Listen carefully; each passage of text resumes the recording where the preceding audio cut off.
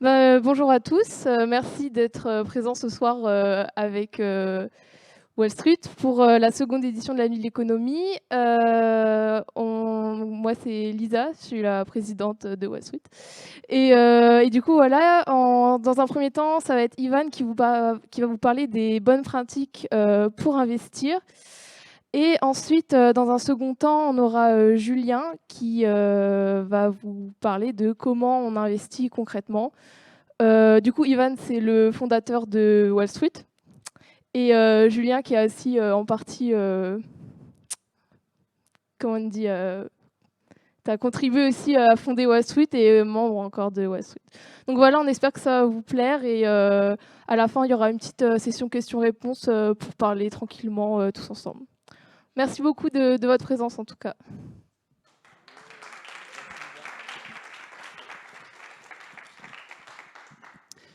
Bonjour à tous. Déjà, je m'excuse pour le retard.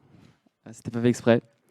Aujourd'hui, je vais vous parler des bonnes pratiques pour investir. Mais avant ça, je vais me présenter très rapidement. Du coup, comme Lisa l'a dit, je m'appelle Ivan Kovac. J'ai 23 ans. Je suis en dernière année à l'UTT. Je suis actuellement en stage de fin d'études à la Société Générale en finance de marché. Auparavant, j'ai fait 2 stages en gestion de patrimoine et j'ai eu la chance de faire un semestre d'études à l'étranger au Michigan où j'ai fait que des matières de finance, ce qui m'a pas mal aidé. Et l'année prochaine, je me dirige du coup pour faire un master en gestion de patrimoine. Du coup, c'est un sujet qui me passionne, d'où la raison pour laquelle j'ai créé Wall Street à l'UTT. Et je suis là aujourd'hui pour vous en parler. Un constat qu'on a fait à Wall Street, c'est qu'on parle beaucoup d'investissement. On incite les étudiants à s'y intéresser et peut-être même commencer à investir, parce que c'est quelque chose qu'en France, on n'a pas forcément appris à faire. Mais on a oublié à, à présenter les biais cognitifs pour investir convenablement. Et c'est ce que je vais essayer de compléter aujourd'hui dans cette conférence.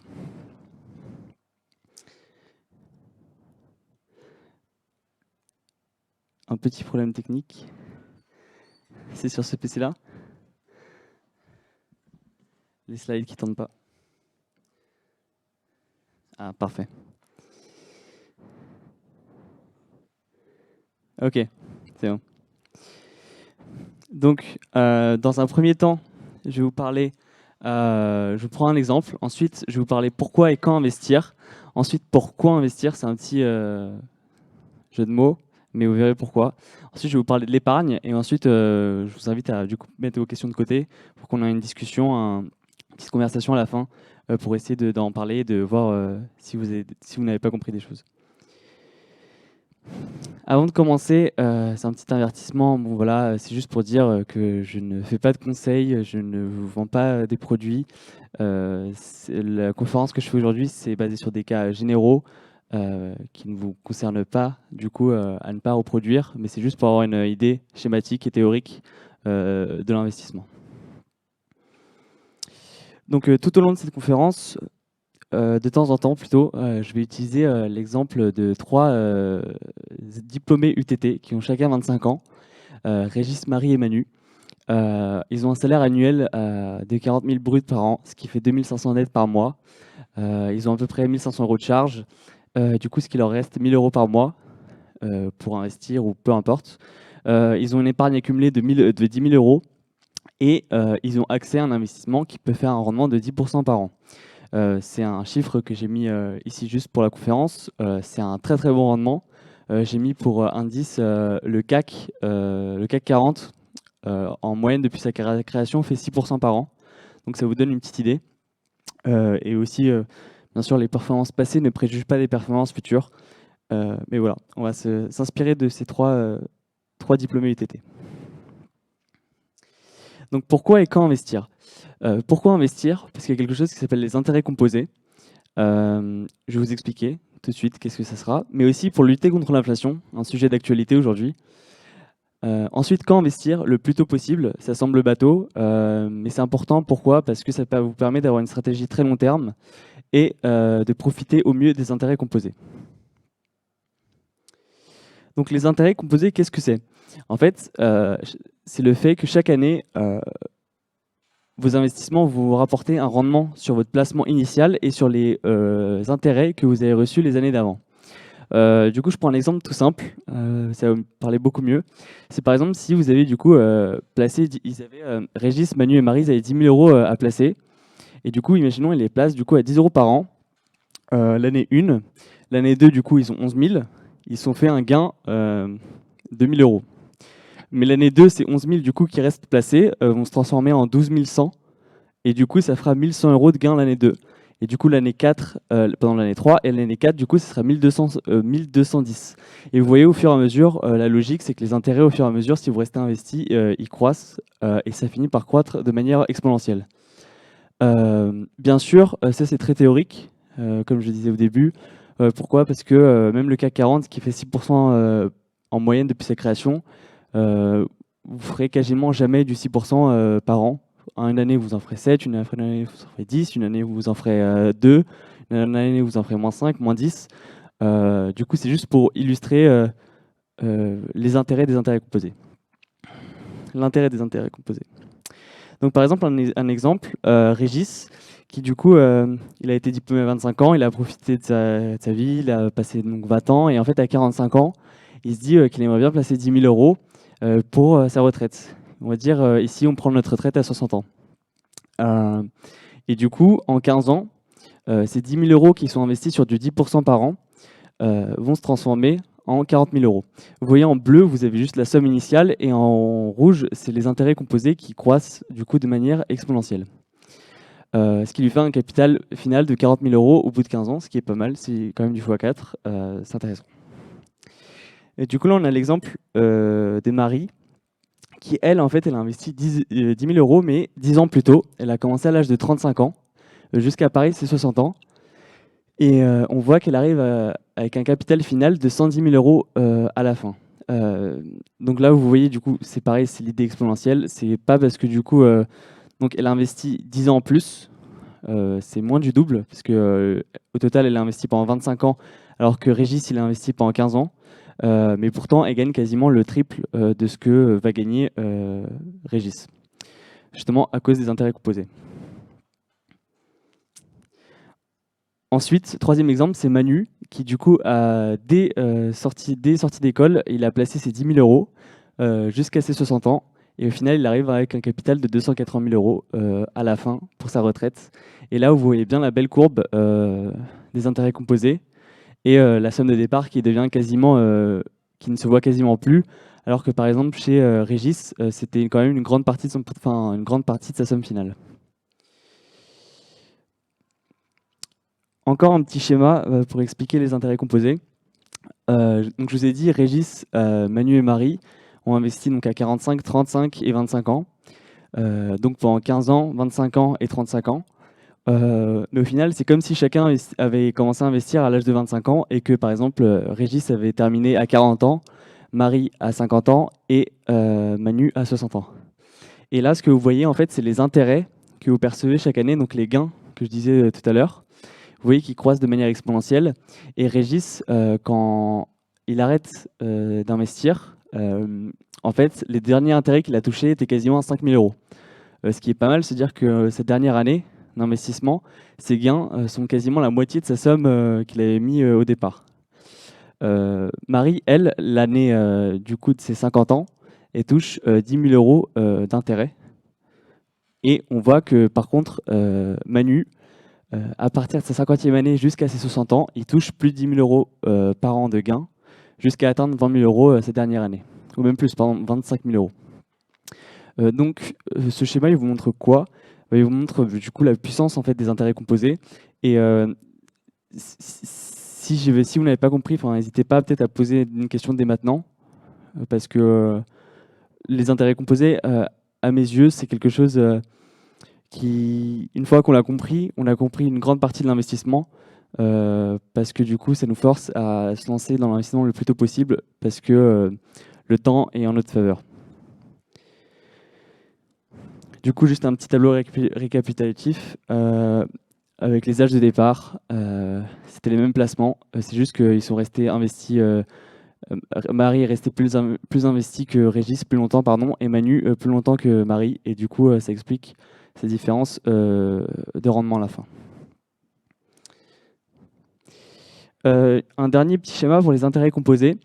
Vous pouvez cumuler quelque chose qui est très important. C'est qu'en plus, ici, des 10 000 euros que Manu il a mis à l'âge de 25 ans, chaque mois, il mettait en plus 100 euros par mois. Et vous voyez que son capital final est de 110 000 euros et qu'on voit quasiment plus la somme de départ en bas en bleu et que les versements ils sont très faibles comparés aux intérêts composés cumulés qu'il a gagnés. Ça explique, c'est quelque chose de très intéressant. Pourquoi? Parce qu'il est plus préférable d'investir 100 euros par mois que 10 000 euros d'un coup, pour deux raisons. La première, c'est que si vous investissez 10 000 euros d'un coup, par exemple, et vous les investissez juste avant le Covid, vous perdez quasiment une grande partie de votre portefeuille et il vous faudra plusieurs années du coup à vous rattraper. Alors que si vous avez mis 100 euros, vous avez commencé à investir 100 euros par mois juste avant le Covid, bon, vos 100 euros que vous avez mis avant le Covid, le rendement il est faible, mais en fait du coup vous investissez 100 euros ici pendant le Covid, pendant la crise, et du coup vous profitez des hausses et des baisses, et du coup vous lissez vos pertes, vous lissez votre risque, mais du coup vous lissez vos gains aussi, mais c'est une manière intelligente d'investir sur le très long terme. Je vais très rapidement vous parler de l'inflation, parce que je vous ai dit que c'était une raison pour investir et c'est aussi un sujet d'actualité. L'inflation, c'est quoi? C'est l'augmentation générale et durable des prix moyens qui résulte à une perte de pouvoir d'achat. En France, on calcule l'inflation sur plein de choses, sur un énorme panier, sur un énorme bucket, qui prend par exemple le panier moyen qu'on fait aux courses, le journal, l'essence, les vêtements, les loyers, etc. Et pourquoi y a-t-il de l'inflation? C'est souvent parce qu'en fait, il y a trop d'argent par rapport à l'offre. Tout simplement, imaginez, vous étiez 100 étudiants, il y avait 100 voitures, vous avez chacun 1 euro et la voiture coûtait à l'époque 1 euro. Si maintenant vous recevez chacun 1 euro gratuit, en fait, vous avez 2 fois plus de pouvoir d'achat, vous pouvez vous acheter techniquement 2 voitures qui à l'époque coûtaient 1 euro, mais maintenant vous avez 2 euros chacun, vous pouvez vous en acheter 2. Et en fait, ce qui se passe, c'est que vous allez acheter plus, vous allez consommer plus, et les vendeurs, en fait, ils vont augmenter leur prix, du coup, pour répondre à l'offre et la demande. Et donc ça, c'est un petit graphique de l'inflation en France depuis 2017. Pour comprendre, donc en mai, fin mai 2022, on a atteint 5,2%, vous en avez peut-être entendu parler. Souvent, les gens ils confondent, ils ne savent pas est-ce que c'est entre mars et mai, enfin entre avril et mai, qu'elle a augmenté de 5,2%. En fait, ce que ça veut dire, c'est très simple, c'est qu'entre mai 2021 et mai 2022, le prix moyen a augmenté, le prix moyen des biens a augmenté de 5,2%. Donc quelque chose que vous aurez pu vous acheter à 100 euros en mai 2021, en mai 2022 coûte 105,2. Et vous, si vous aviez un billet de 100, ce billet de 100, un an après, c'est toujours un billet de 100. Et du coup, quelque chose que vous aurez pu vous acheter en mai 2021, aujourd'hui, vous ne pouvez plus le faire avec ce même billet. Du coup, vous avez perdu 5,2 euros de pouvoir d'achat. Là, c'est un petit schéma de l'inflation aussi sous forme d'intérêt composé. Donc pendant 35 ans, en fait, pourquoi j'ai mis une inflation de 2% par an? Parce que c'est ce que l'Union européenne essaye de viser, parce que c'est considéré comme une bonne inflation, et je vais vous expliquer pourquoi. Et vous voyez qu'au bout de 35 ans, les prix d'un même bien qui coûtait 100 à l'époque, 35 ans plus tard, il coûte 200. Et c'est aussi une des raisons pourquoi les anciens disent qu'à l'époque, des choses que nous on paye une somme aujourd'hui coûtaient bien moins cher auparavant. C'est aussi l'une des réponses à ça. Ça, c'est un autre schéma. Ça, c'est voir l'inflation différemment. C'est par exemple, vous, si vous avez un billet de 100, c'est sa perte de pouvoir d'achat chaque année pendant 35 ans. Donc, si vous enterrez un billet de 100 et que vous le récupérez dans 35 ans, quand vous avez 60 ans, en fait, son pouvoir d'achat, en fait, il est 2 fois plus faible que ce que vous aviez aujourd'hui. C'est ce que je vous disais tout à l'heure, c'est qu'en fait, du coup, quelque chose qui coûtait 100 en coûte 200 aujourd'hui. Donc, si vous gardez votre billet de 100 demain, vous pourrez vous acheter que la moitié de ce que vous vouliez vous acheter avant. Et donc ça, c'est l'une des raisons aussi, je reviens très rapidement, pourquoi il faut essayer d'être investi et d'investir. Parce que si vous n'investissez pas, vous perdez de l'argent chaque année. Et ça, les gens, ils n'y pensent pas vraiment. En général, ils se disent j'ai peur d'aller en bourse parce que j'ai peur d'investir, que ce soit l'immobilier, la bourse, on s'en fiche, parce que je risque de perdre de l'argent. Mais ce qu'ils ne savent pas, c'est que souvent, s'ils ne font rien, ils perdent de l'argent aussi. Et du coup, est-ce que l'inflation est bien ou mal? Pour répondre à ça très rapidement, si on avait une déflation, donc une baisse des prix chaque année, c'est très mal pour l'économie, parce que du coup, vous savez que vos prix baissent le mois d'après, donc vous n'allez pas dépenser, vous allez attendre le mois d'après, etc., etc. Il y a moins de dépenses, le cycle économique est ralenti, les boîtes ne vendent plus, elles licencient, etc. Et du coup, on cherche une inflation à 2% parce qu'elle est contrôlée. Le problème de l'inflation, si elle devient trop élevée, c'est ça qu'ils ont peur, c'est qu'elle devient incontrôlable. Mais autour de 2%, c'est facile à maintenir. Et ça permet justement d'inciter les gens à consommer. Et même c'est bien pour les particuliers. Si par exemple, vous prenez un crédit immobilier aujourd'hui, bah, du coup, dans 35 ans, techniquement, il pèsera moins, même si vous n'allez pas rembourser un crédit pendant 35 ans. Mais chaque année, en fait, le poids du crédit, il baisse grâce à l'inflation. Du coup, pourquoi investir? Ça, c'est peut-être la partie la plus importante. En fait, il faut investir pour réaliser vos projets. Parce qu'investir pour investir, c'est inutile. En fait, ce qu'il faut faire, c'est avoir des objectifs d'investissement pour pouvoir viser le long terme. Pourquoi? Parce que entre le court terme et le long terme, le risque est différent. Et par exemple, non, je reviens, pardon.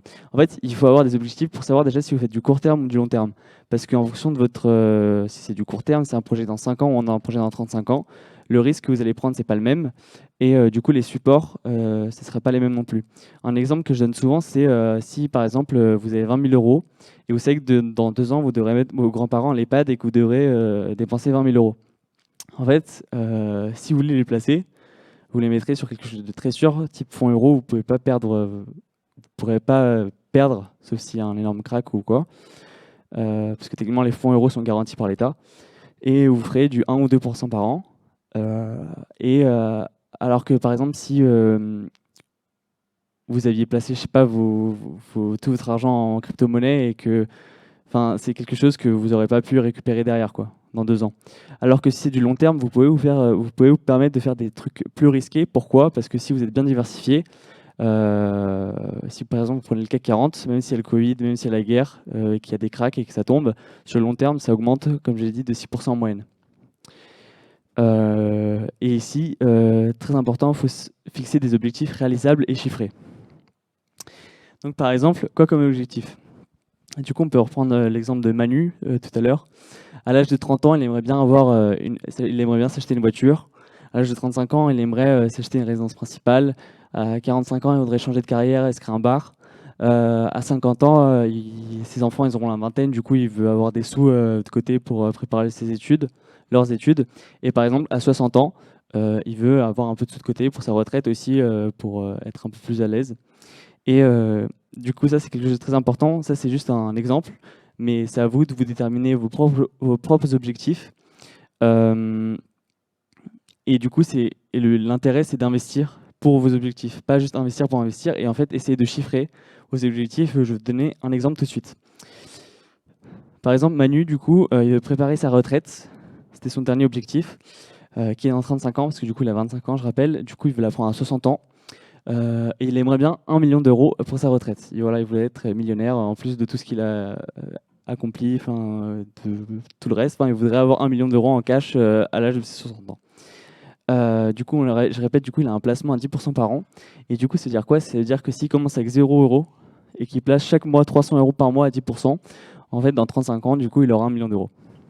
Du coup, c'est ça que du coup, ça combine les intérêts composés. Et du coup, ça vous montre aussi la puissance des intérêts composés et aussi la puissance de planifier qu'est-ce que vous voulez faire longtemps en avance pour justement pouvoir en profiter. Là, je vous donne l'exemple de Marie, du coup, qui veut pareil 1 million d'euros à sa retraite, mais qui commence à 35 ans. Donc, elle n'a que 25 ans d'investissement. Et en fait, du coup, elle, son effort, en fait, au lieu d'être 300 euros par mois, comme Manu, en fait, il monte à 850 euros par mois. En fait, chaque année, vu que c'est exponentiel, les gains avec les intérêts composés, à la fin, chaque année que vous perdez vous coûte énormément. Et là, je prends le dernier exemple, qui est celui de Régis, qui lui commence à 45 ans. Si du coup, il vaut 1 million d'euros pour ses 60 ans, donc dans 15 ans, c'est-à-dire qu'il faut qu'il place 2600 euros par mois. Et c'est là, du coup, vous voyez vraiment la puissance des intérêts composés. Et j'ai souligné en rouge 10% par an. En fait, l'idée, c'est que Manu, lui, vu qu'il avait 35 ans, il pouvait chercher un rendement élevé parce que du coup, il pouvait tolérer un risque élevé s'il était bien diversifié. parce que si ça se casse la gueule, il est bien diversifié, ça va quand même remonter, ça va chercher à monter derrière. Alors que Régis, si par exemple il y a une crise qui arrive dans ces 15 ans, il ne pourra jamais s'en remettre. Donc voilà.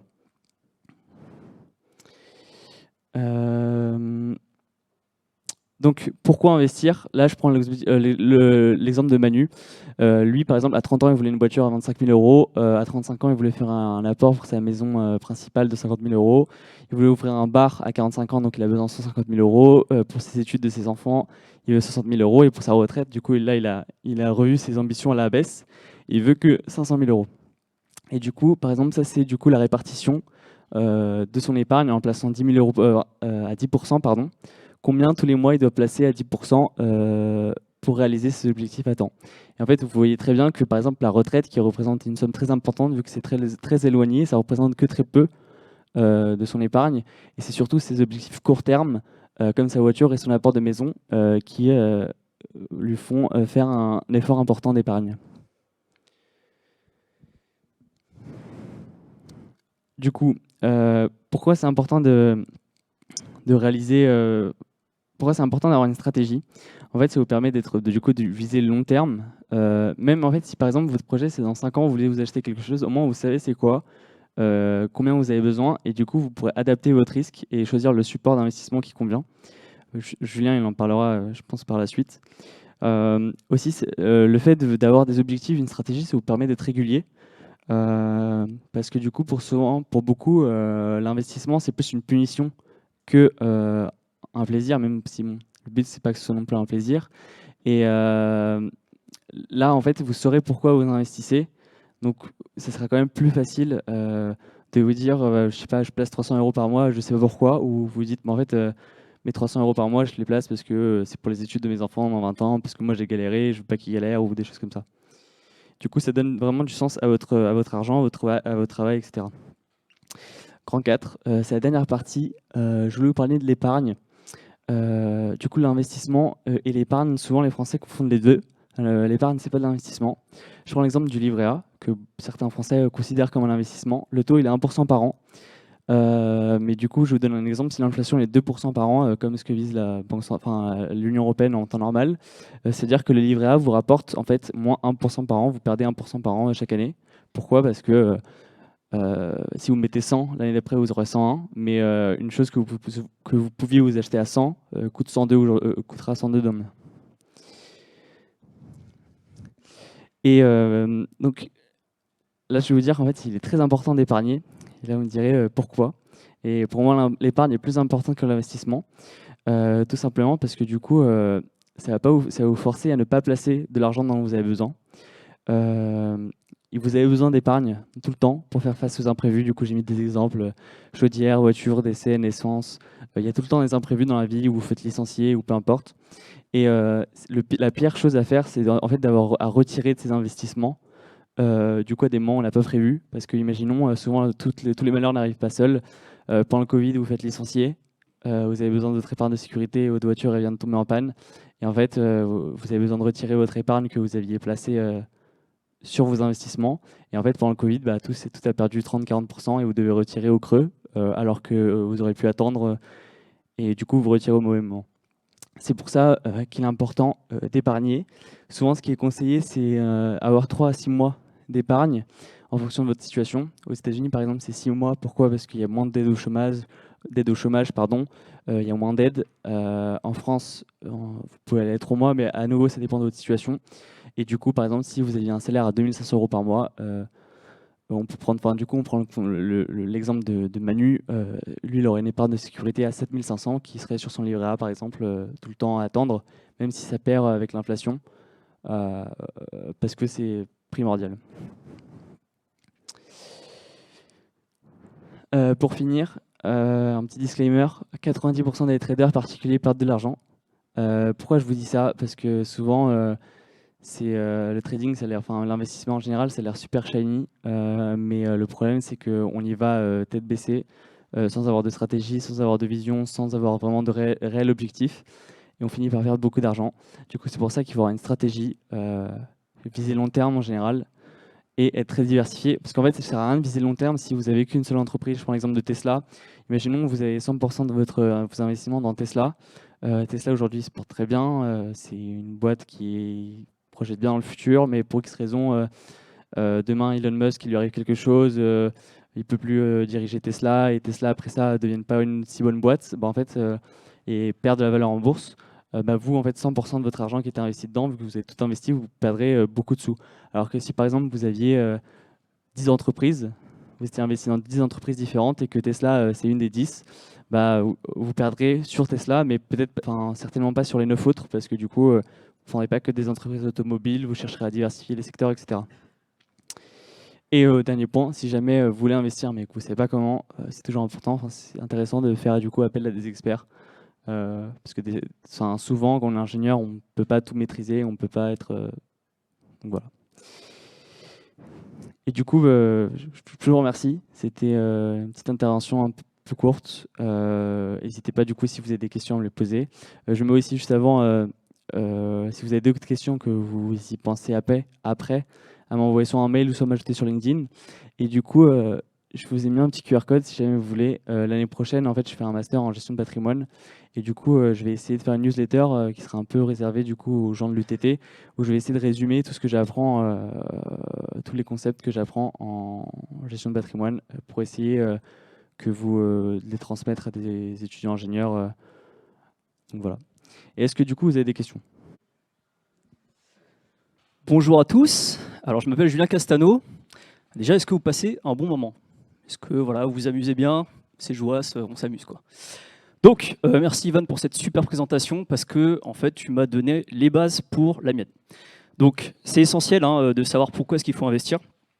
Et donc maintenant, on va regarder dans la pratique comment est-ce qu'on va faire. Donc, les 7 commandements un petit peu d'investisseurs. On va d'abord parler donc des objectifs, du profil. On regardera ensuite les différents marchés qui existent. À partir de ces différents marchés-là, on va établir ce qu'on appelle une stratégie d'investissement, de diversification de portefeuille. On regardera les différentes stratégies qui existent. On regardera ensuite comment est-ce qu'on peut optimiser ces stratégies-là pour optimiser nos investissements. On parlera ensuite d'analyse technique. On parlera ensuite d'analyse fondamentale et au final, des petits outils pour investir. Donc on débute tout simplement, quel profil et quels objectifs vous avez. Donc le profil, c'est hyper important parce que c'est un peu bateau, mais c'est pour mettre à plat un petit peu qui vous êtes. Est-ce que vous êtes plutôt, vous avez plutôt d'appétence pour le risque ou pas? Ensuite, sur les objectifs, donc quel est votre objectif, comme Ivan l'a dit? Est-ce que vous souhaitez plutôt créer de la performance, plutôt de la préservation de pouvoir d'achat, éviter l'inflation, etc. C'est bien aussi de le mettre à plat. Et en fonction de ces différents objectifs-là, on va viser différents horizons de temps. Donc là, après, c'est subjectif, long, moyen, court terme. Ivan a parlé de plus de 5 ans pour du long terme. On peut, voilà, c'est hyper subjectif. Moi, je considère qu'en dessous de 6 mois, c'est du court terme. Entre 6 mois et 2 ans, c'est du moyen terme. Et au-dessus de 2 ans, c'est du long terme. Et puis aussi, quel capital vous avez? Combien est-ce que vous êtes prêt à investir? Est-ce que vous avez tout simplement de l'argent en poche, si jamais il vous arrive un pépin? Voilà, comme par exemple une mamie à mettre en EHPAD. Voilà. Donc, en fonction de tout ça, on va répartir notre capital en fonction de nos objectifs. Donc, un petit exemple. Voilà, j'ai pris mon profil, donc j'ai 22 ans, je suis fan de technologie et je suis très mauvais perdant. Voilà. Donc, ne m'invitez jamais à faire une partie d'Uno, vraiment, je suis très mauvais perdant. Mes objectifs, donc, la première, c'est l'accumulation de capital sur plutôt 5 à 10 ans. Investir sur des valeurs technologiques de demain, donc là aussi, ça va être un objectif plutôt long terme. Et puis, générer du revenu, faire 50 € par mois à peu près de profit. Donc ça, on va plutôt être sur du moyen court terme. Mon capital total, 10 000 €. Bon, là, j'ai un peu gonflé les chiffres pour faire genre. Mais du coup, après, je vais du coup venir associer ce capital-là à mes différents objectifs. Voilà. Donc, long terme, je suis à 70%, moyen terme, 20% et court terme, 10%. Bon, on met ça un petit peu de côté et maintenant, on va regarder donc, les différents marchés qui existent. Donc, il y a 2 types. Il y a les marchés dits risqués et les marchés pas risqués. Voilà, c'est pas compliqué. Donc, comment ça fonctionne un petit peu? En fait, il faut savoir que lorsque va y avoir des mouvements un petit peu économiques mondiaux, donc ce qu'on va appeler l'étude de la macroéconomie, les acteurs ils vont communiquer, en fait, ils vont envoyer leur argent sur différents marchés. Ça va être des vases communicants. En fait, ils vont passer d'un marché risqué à peu risqué. peut prendre notamment l'exemple de la guerre en Ukraine, qui a eu il y a quelques temps. Donc le début de la guerre, en fait, ça a créé une instabilité économique d'un coup, donc les acteurs n'étaient pas prêts. Et donc, on a eu l'occasion de voir une chute drastique en fait, des cours d'actions et des crypto-monnaies, etc. Parce qu'en fait, tout simplement, les acteurs se sont, on appelle ça déleveragés, donc ils ont quitté un petit peu les actifs risqués pour aller sur les actifs peu risqués. Donc, qu'est-ce qu'on retrouve dans les actifs risqués? Donc, il y a les actions. Les actions, voilà, c'est des parts d'entreprise. Donc, dedans, on va avoir des parts soit d'actions croissantes, donc c'est tout ce qui va être nouvelles technologies, etc. Où en gros, ils vont réinvestir tout ce qu'ils gagnent dans leur croissance. Après, on va plutôt avoir des actions value, donc ça va être tout ce qui est déjà bien installé. Voilà, où en gros, on ne va pas aller chercher de la grosse performance, mais c'est plus pour sécuriser un portefeuille. Le point important sur les actions, c'est ce qu'on appelle les ETF. Alors un ETF, c'est quoi? C'est un panier d'actions. Donc en fait, tout simplement, je vais venir dire, ok, donc j'ai plusieurs actions. Je veux par exemple les 40 meilleures actions françaises. Donc je vais venir prendre des actions par-ci par-là et je vais les mettre dans un panier. Et ce que je vais acheter, en fait, c'est ce panier-là. Donc je suis exposé à plusieurs actifs avec un ETF. Après, on a les matières premières. Donc là, ça va être tout ce qui est blé, pétrole, les flux d'énergie, etc. Les cryptoactifs avec les crypto-monnaies, les NFT. L'immobilier. Et dans les marchés donc peu risqués, on a les métaux précieux, voilà, les pierres précieuses, les obligations et le cash, voilà, qui est l'actif le moins risqué puisqu'on n'est pas exposé. Donc comment est-ce qu'on va faire un petit peu notre diversification de portefeuille? Donc on a vu les différents marchés là, et le but ça va être de diversifier un maximum, de ne pas mettre ses œufs dans le même panier en fait, parce que plus vous êtes diversifié, moins vous êtes soumis au risque, et vous avez moins de volatilité. La volatilité, en fait, ça va être la variation de vos portefeuilles. Parce que si demain, je mets 100% en crypto et que je vois mon portefeuille qui fait plus 20, moins 50, moins 70, je vais péter un plomb. Voilà. Tout simplement, psychologiquement, ça va m'atteindre. Et le but, en fait, comme l'a dit Ivan, c'est de passer un bon moment quand vous investissez.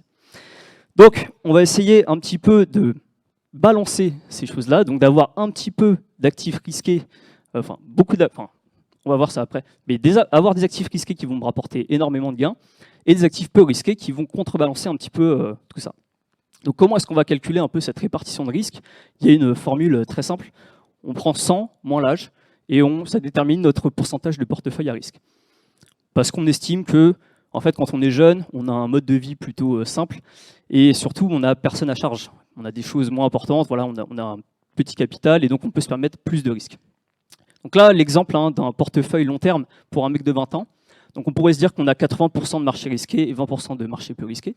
Donc dedans, on va retrouver dans le marché risqué les cryptos, les actions, l'immobilier, et dans le marché peu risqué, le cash et l'or. Donc on reprend un petit peu notre application, la création du plan financier.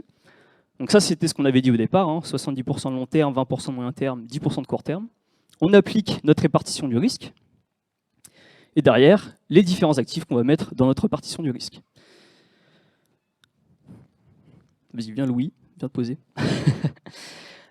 Donc du coup, voilà, donc quel capital en fait on va allouer aux crypto, tout simplement. Donc notre capital de départ, fois les 70% long terme, fois les 20% sur les crypto-monnaies. Donc ça, c'est pour notre portefeuille long terme crypto. Donc comme vous pouvez le voir, plus on se rapproche en fait du moyen court terme, plus on va augmenter l'allocation sur des actifs qui sont volatiles. Alors, ça veut dire quoi, charabia? C'est qu'en fait, on va aller chercher des actifs qui fluctuent énormément. Parce qu'en fait, plus on a de volatilité, plus on a de risque, et plus on a de risque, plus on a de rendement. Le truc, c'est que, vu qu'on alloue une petite partie de ce capital, voilà, c'est 20% le moyen terme, et bien en fait, on minimise le risque sur notre portefeuille global.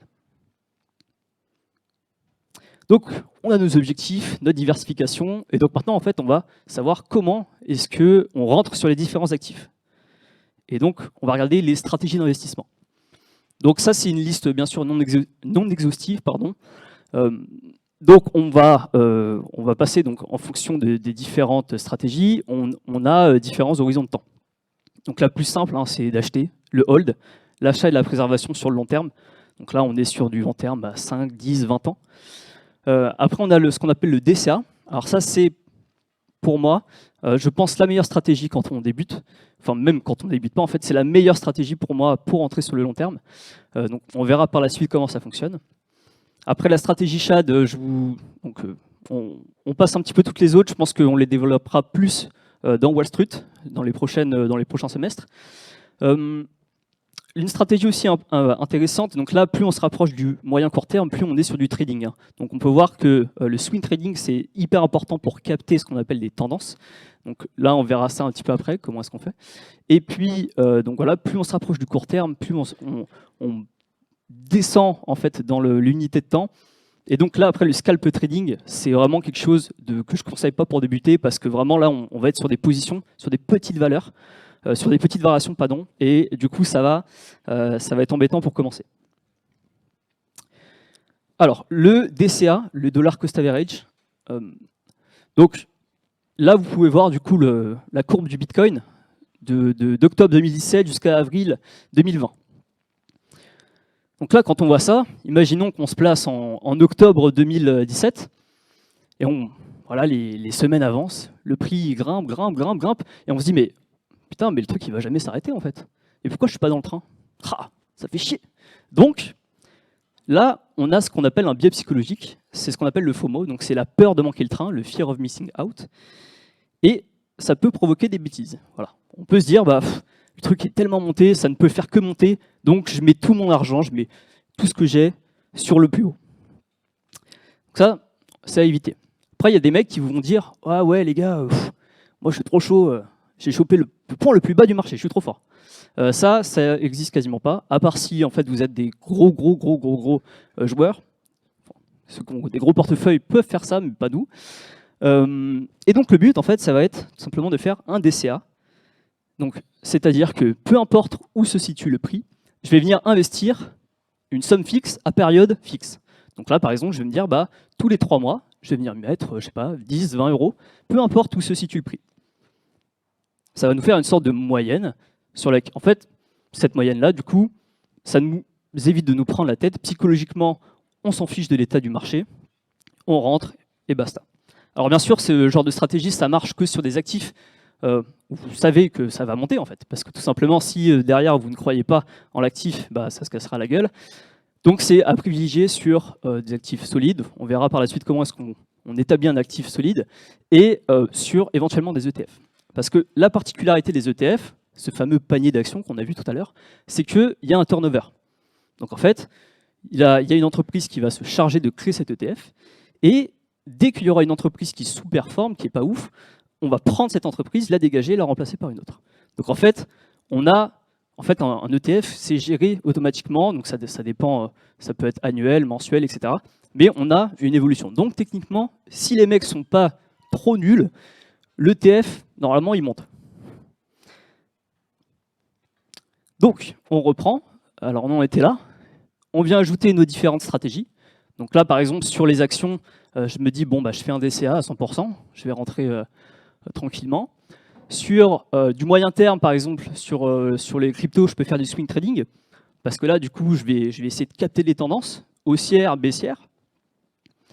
Et après, voilà, sur du court terme, du day trading, mais ça, voilà, c'est pour des niveaux un peu plus expérimentés. Donc, en fait, mon allocation en crypto long terme et dans le portefeuille DCA, voilà, ça va être en fait 1120 €. Donc, on a les objectifs, la diversification, les stratégies d'investissement. Et donc maintenant, on va regarder quand est-ce qu'en fait on rentre sur nos actifs, comment est-ce qu'on peut optimiser ces entrées. Donc ça, c'est un graphique. Alors, est-ce que vous avez déjà vu un graphique? Levez la main à peu près, ceux qui ont déjà vu un graphique. Ok, bah super, bah tout le monde. Bon, bah impeccable. C'est cool. Donc ça, c'est Airbus, de 2012 à peu près à 2016. Donc là, on va essayer d'abord de regarder tout simplement. Donc là, voilà, sur le côté à droite, vous avez en Y le prix et en X le temps qui s'écoule. On va d'abord se concentrer sur ce qu'on appelle une tendance. Alors, une tendance, c'est quoi? Il y a 3 types qui existent. C'est la tendance qu'on appelle le range. Donc en fait, c'est juste une tendance à plat. On a la tendance haussière où là, en fait, on va avoir des points hauts qui vont être de plus en plus hauts et des points bas de plus en plus hauts aussi. Voilà, c'est matérialisé par les petits traits vraiment très nuls que j'ai dessinés là. Et la tendance baissière, c'est la même chose, sauf que c'est inversé. Du coup, donc les points hauts sont de plus en plus bas et les points bas sont de plus en plus bas. Donc là, est-ce que vous pourriez me dire à peu près quelle est la tendance globale de la courbe? On est plutôt sur quelque chose d'haussier. Donc, imaginons que là, on veuille créer une stratégie de swing trading. Le swing trading, pour rappel, c'est du suivi de tendance. Donc là, on a une tendance haussière. Ce qu'on va faire, c'est favoriser donc les achats. Alors là, petite question. Est-ce que par hasard, vous trouvez un peu une zone de confluence où en fait le prix est un petit peu happé par une zone? Bon, on va faire autrement. Je vais vous montrer direct parce que sinon ça va être chiant. Donc, en fait, on va appeler on va utiliser ce qu'on appelle la localisation. Donc, ça va être des zones de support et de résistance. Qu'est-ce que c'est en fait? Tout simplement, il ne faut pas oublier que le marché a une mémoire. Donc, tout ce qui s'est passé avant peut servir pour prédire le marché futur. Donc là, imaginons, en fait, on voit que le prix là, il vient se poser plusieurs fois sur une certaine zone qu'on va appeler un support, parce que cette zone-là, elle rejette le prix à chaque fois à la hausse. Donc on peut se dire, ok, cette zone, on l'identifie comme une bonne zone d'achat, parce que le prix, il a de fortes chances de rebondir sur cette zone-là. Sauf que des fois, ça arrive que ce support, il casse à la baisse, et donc ça s'inverse, ça devient une résistance. Donc cette résistance-là, pareil, elle va freiner le prix lorsqu'il va monter, et ça redescendra à la suite. Donc là, et donc vous voyez qu'une fois qu'on a cassé la résistance, hop, cette résistance devient support, etc. On a un flip à chaque fois. Donc là, on peut se dire, bon, on a un support ici, et ce serait intéressant si le prix redescend sur ce support, qu'on rentre en position acheteuse. Donc on va voir un petit peu ce que ça donne quand on avance le cours, et bingo, le prix redescend bien sur cette zone de support.